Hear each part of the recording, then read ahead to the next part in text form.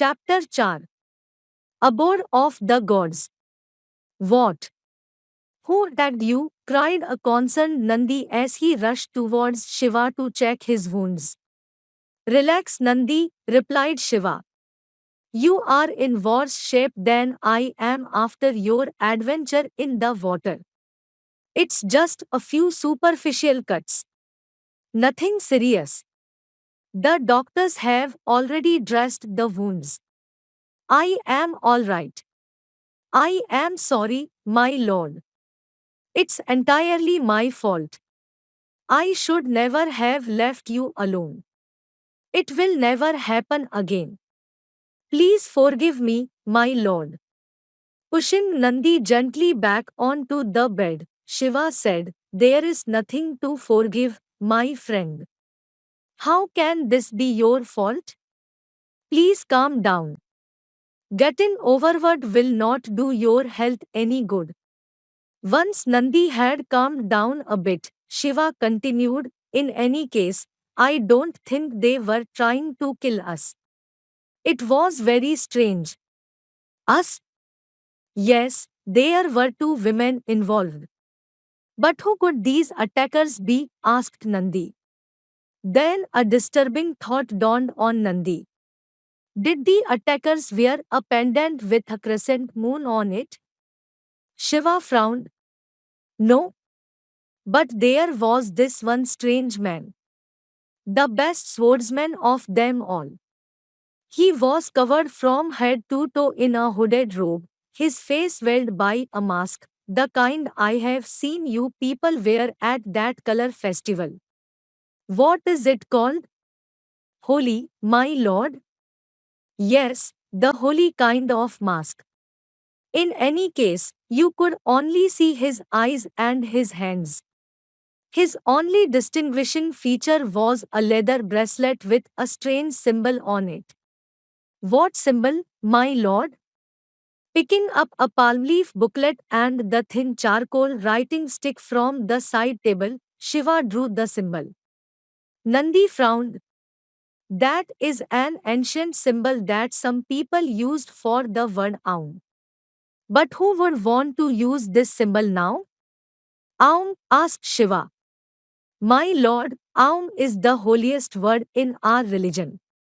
It is considered to be the primeval sound of nature, the hymn of the universe. It was so holy that for many millennia, most people would not insult it by putting it down in the written form. Then how did this symbol come about? It was devised by Lord Bharat, a great ruler who had conquered practically all of India many thousands of years ago.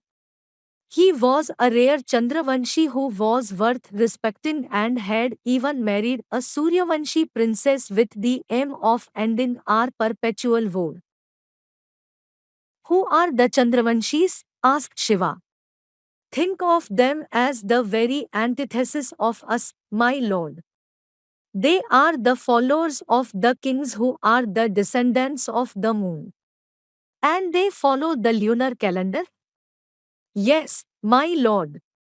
They are a crooked, untrustworthy and lazy people with no rules, morals or honor. They are cowards and never attack like principled Kshatriyas. Even their kings are corrupt and selfish. The Chandravan are a blot on humanity. But what does the Aum symbol have to do with this?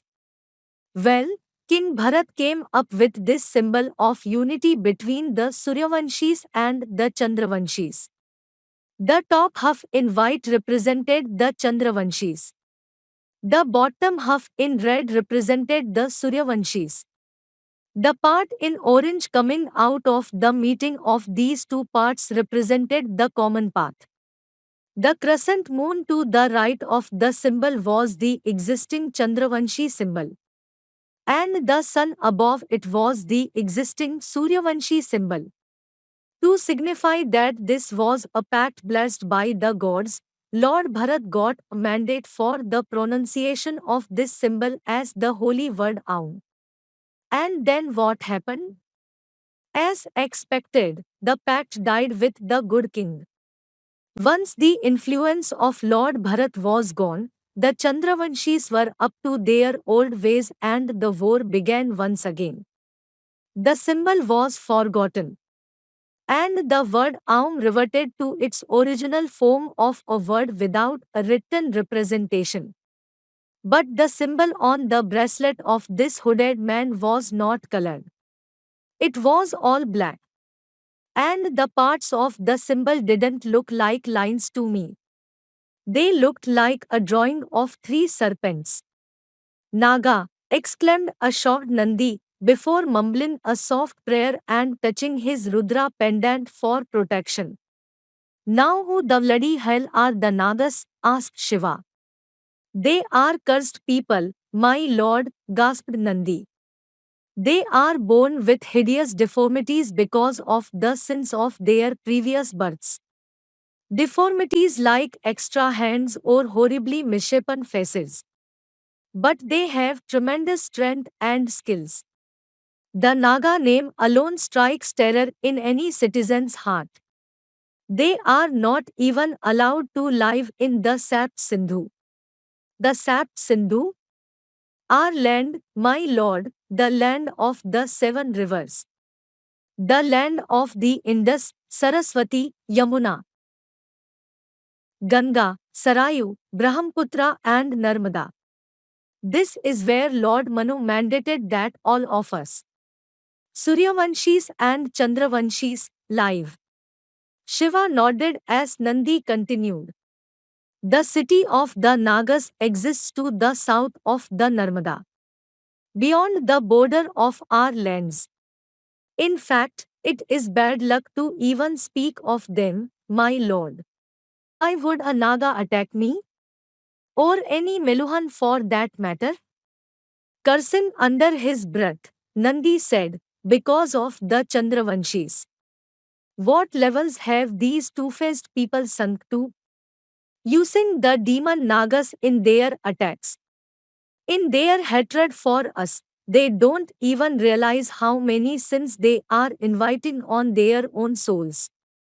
Shiva frowned.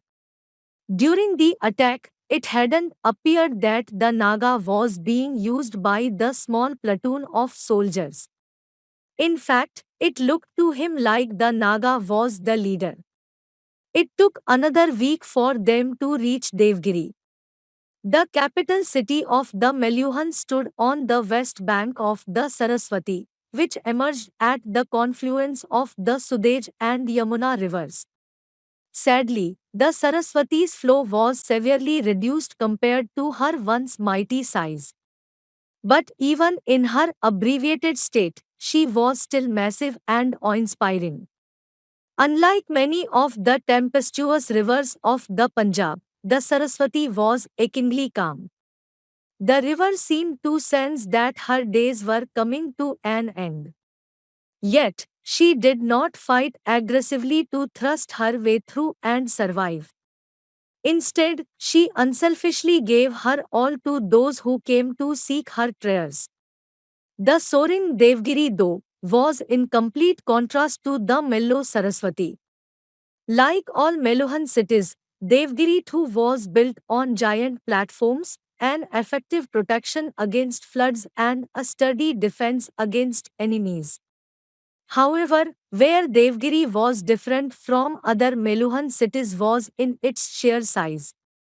The city sprawled over three giant platforms, each of them spreading over 350 hectares, significantly larger than other cities. The platforms were nearly 8 meters high and were bastioned with giant blocks of cut stone interspaced with baked bricks. Two of the platforms, named Tamra and Rajat, literally bronze and silver, were for the common man, whereas the platform named Swarn or gold was the royal citadel.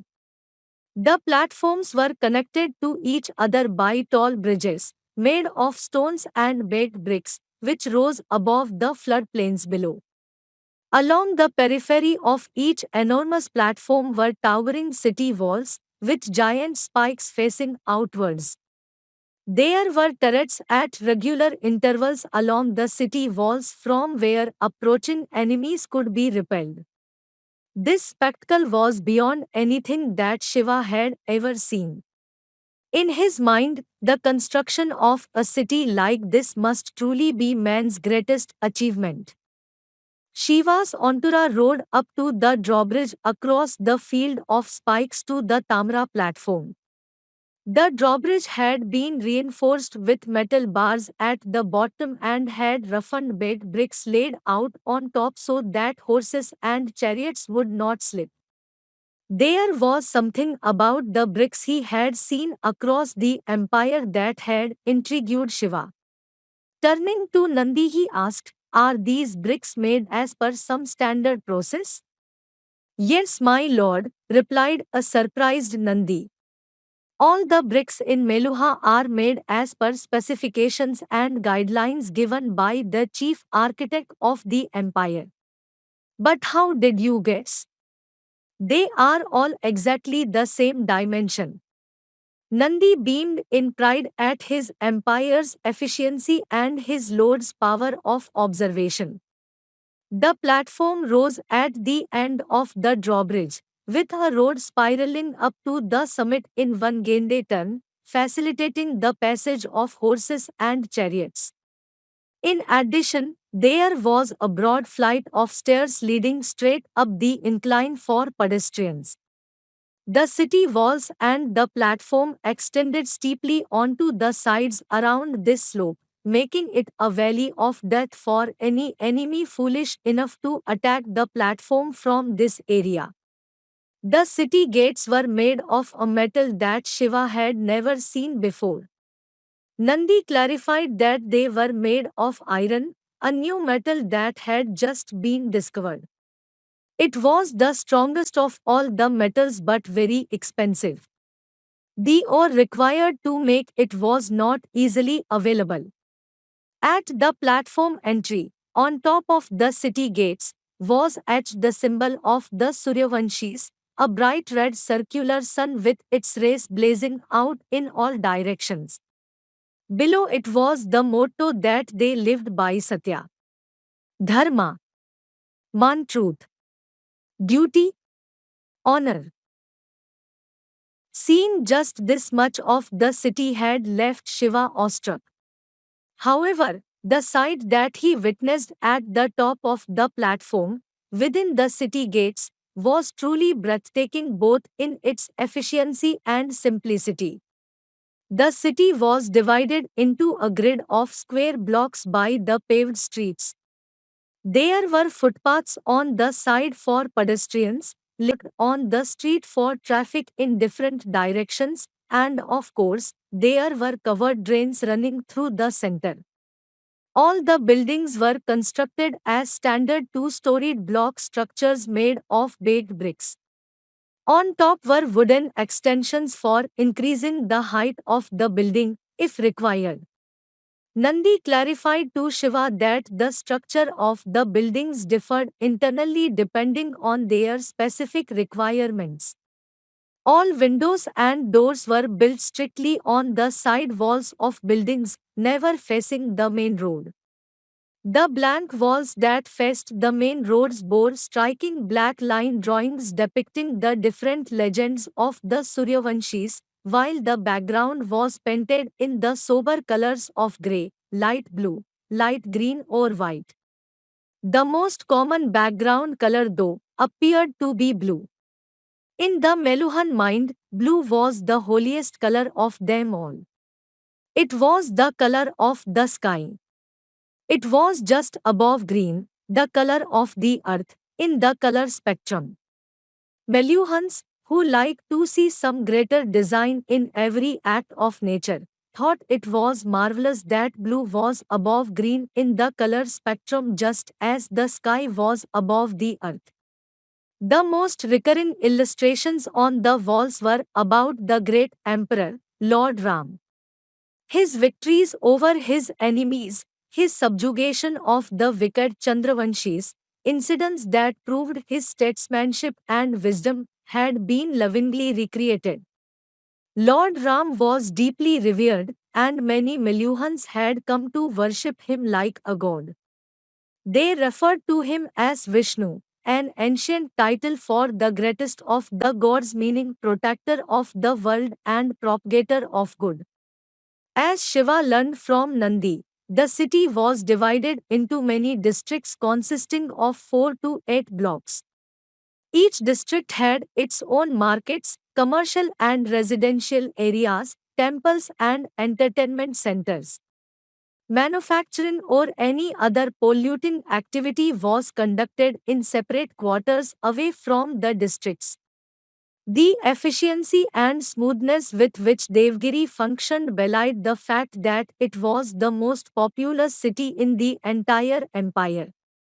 The last census just 2 years back had pegged the population of the city at 200,000. Nandi led Shiva and the three soldiers to one of the city's numerous guest houses, built for the many tourists that frequented Devgiri, for both business and leisure. Tying up their horses in the designated area outside the guest house, the party walked in to register themselves and check into their rooms. The guest house had a style similar to the many that Shiva had seen throughout their journey. There was a central courtyard with the building built around it. The rooms were comfortably furnished and spacious. My lord, it's almost time for dinner, said Nandi. I will speak with the housekeeper and have some food arranged. We should eat early and get enough sleep since our appointment with the emperor has been fixed at the beginning of the second prahar tomorrow. Sounds like a good idea. Also, if it is all right with you, shall I dismiss the soldiers and send them back to Srinagar? That also sounds like a good idea, said a smiling Shiva. Why, Nandi, you are almost like a fount of brilliant ideas. Nandi laughed along with Shiva, always happy to be the cause of a smile on his lord's face. I'll just be back, my lord. Shiva lay down on his bed and was quickly lost in the thoughts that really mattered to him. I'll finish the meeting with the emperor as soon as humanly possible, give him whatever the bloody hell he wants, and then scour the city for Sati. Shiva had considered asking Nandi about the whereabouts of Sati but had eventually decided against it. He was painfully aware that he had made a less than spectacular impression on her at their first meeting. If she hadn't made it easy for him to find her, it only meant that she wasn't terribly stirred by him. He didn't want to compound the issue by speaking casually about her to others. He smiled as the memory of her face came flooding back to him. He replayed the magical moments when he had seen her fighting. Not the most romantic of sights for most men of his tribe. But for Shiva, it was divine. He sighed, recalling her soft, delicate body, which had suddenly developed brutal, killer qualities upon being attacked. The curves that had so captivated him swung smoothly as she transferred her weight to swing her sword. The sober tied hair had swayed sensuously with each move of the sword arm. He breathed deeply. What a woman! It was early morning when Shiva and Nandi crossed the bridge between the Tamra and Swarn platforms to reach the royal citadel. The bridge, another marvel of Meluhan engineering, was flanked on the sides by a thick wall. Holes had been drilled on the walls to shoot arrows or pour hot oil on enemies. The bridge was bisected by a massive gate, a final protection just in case the other platform was lost to an enemy. When they crossed over to the Swarn platform, Shiva was completely taken by surprise, not by the grandeur of the royal area but by the lack of it. He was shocked by the fact that there was no opulence. Despite ruling over such a massive and wealthy empire, the nobility lived in a conspicuously simple manner. The structure of the royal citadel was almost exactly like the other platforms. There were no special concessions for the aristocrats. The same block structures that dominated all of Meluha were to be found in the royal citadel as well. The only magnificent structure was to the far right and sported the sign Great Public Bath. The bath also had a glorious temple to Lord Indra to the left. The temple, built of wood, stood on a raised foundation of baked bricks, its cupola plated with solid gold. It seemed that special architecture was reserved only for structures built for the gods or ones that were for the common good. Probably just like how Lord Ram would have preferred. The only concession to the emperor, however, was that his standard block structure was larger than the others.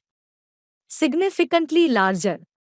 Shiva and Nandi entered the royal private office to find Emperor Daksha sitting on a simple throne at the far end of the modestly furnished room, flanked by a man and a woman. Daksha, greeting Shiva with a formal namaste, said, I hope your journey was comfortable. He looked too young to be an emperor of such a large country. Though he was marginally shorter than Shiva, the major difference between them was the musculature. While the strapping Shiva was powerfully built, Daksha's body showed that it had not been strained by too much exercise. He wasn't obese either, just average. The same could be said about his whitish complexioned face. Average sized, dark eyes flanked a straight nose.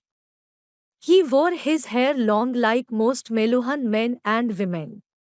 The head bore a majestic crown with the sun symbol of the Suryavanshis manifested in the center through sparkling gemstones. An elegant dhoti, with an angvastram hung down the right shoulder and a large amount of functional jewelry, including two amulets on his right arm, complemented Daksha's average appearance. His only distinguishing feature was his smile, which spread its innocent conviction all the way to his eyes. Emperor Daksha looked like a man who wore his royalty lightly. Yes, it was, Your Highness, replied Shiva. The infrastructure in your empire is wonderful. You are an extraordinary emperor. Thank you. But I only reflected credit. The work is done by my people, you are too modest, Your Highness. Smiling politely, Daksha asked, May I introduce my most important aides? Without waiting for an answer, he pointed to the woman on his left. This is my Prime Minister, Kankla. She takes care of all administrative, revenue and protocol matters. Kankala did a formal namaste to Shiva. Her head was shaved except for a tuft of smooth hair at the back which had been tied in a knot. She had a string called the jano tied across from her left shoulder down to the right side of her torso. She looked young like most Meluhans, but was a little overweight as was clearly evident from the excess flesh she bore between the white blouse and dhoti. She had a dark and incredibly smooth complexion and like all her countrymen, wore jewelry that was restrained and conservative. Shiva noticed that the second amulet on Kankhala's arm showed a pigeon. Not a very high Kozan tribe amongst the Brahmins. Shiva bent low and did a formal namaste in reply. Pointing to his right, Daksha said, and this is my chief of the armed forces, General Parvateshwar. He looks after the army, navy, special forces, police, etc. Parvateshwar looked like a man that Shiva would think twice about taking on in a battle. He was taller than Shiva and had an immensely muscular physique that dominated the space around him. His curly and long hair had been combed fastidiously and fell needy from under his crown. His smooth, swarthy skin was marked by the proud signs of long years in battle. His body was hairless, in a rare departure from the normally hirsute Kshatriya men who took body hair to be a sign of machismo. Probably to make up for this deficiency, Parvateshwar maintained a thick and long moustache which curled upwards at the edges. His eyes reflected his uncompromisingly strong and righteous character. The second amulet on his arm showed Parvateshwar as a tiger, a very high chosen tribe amongst the Kshatriyas. He nodded curdy at Shiva. No namaste. No elaborate bow of his proud head. Shiva, however, smiled warmly and greeted Parvateshwar with a formal namaste. Please wait outside, Captain, advised Parvateshwar, looking at Nandi. Before Nandi could respond, Shiva cut in. My apologies. But is it alright if Nandi stays here with me? He has been my constant companion since I left my homeland and has become a dear and trusted friend. Of course he may, replied Daksha. Your Highness, it is not appropriate for a captain to be witness to this discussion, said Arvateshwar. In any case, his service rules clearly state that he can only escort a guest into the emperor's presence and not stay there while a matter of state is discussed. Oh, relax, Parvateshwar. You take your service rules too seriously sometimes. Turning to Shiva, Daksha continued, if it is alright with you, may we see your neck now? Nandi slid behind Shiva to untie the cravat. Seeing the beads done on the cravat to convey the impression that the throat was covered for religious reasons, Daksha smiled and whispered, good idea. As Nandi pulled Shiva's cravat off, Daksha and Kankhala came close to inspect Shiva's throat in greater detail. Parvateshwar did not step forward but strained his neck slightly to get a better look. Daksha and Kankhala seemed clearly stunned by what they saw. The emperor felt the throat and whispered in awe, the color comes from the inside. It is not a dye. It is true and genuine. Daksha and Kankhala glanced at each other, tears glistening in their astounded eyes. Kankhala folded her hands into a namaste and began mumbling a chant under her breath.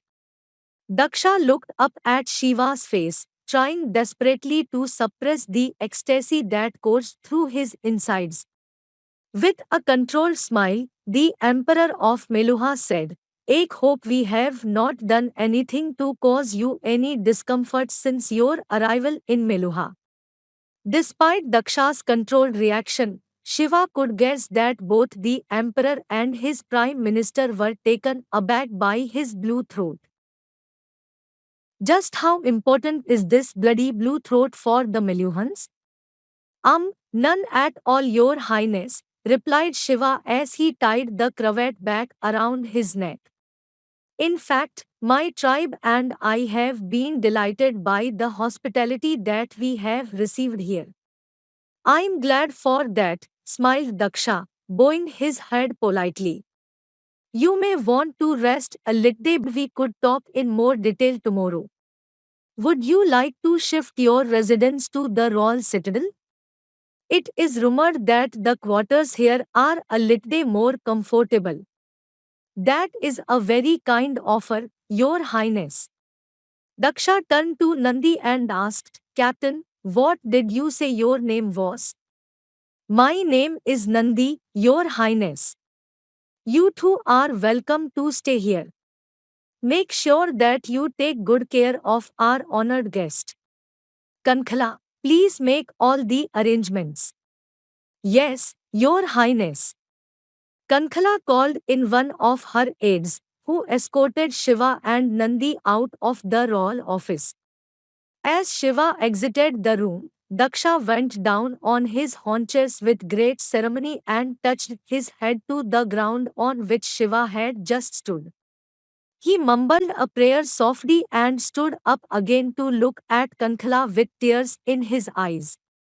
Kankhala's eyes, however, betrayed impatience and a touch of anger. I didn't understand, Your Highness, glared Kankhala. The blue mark was genuine. Why did you not tell him?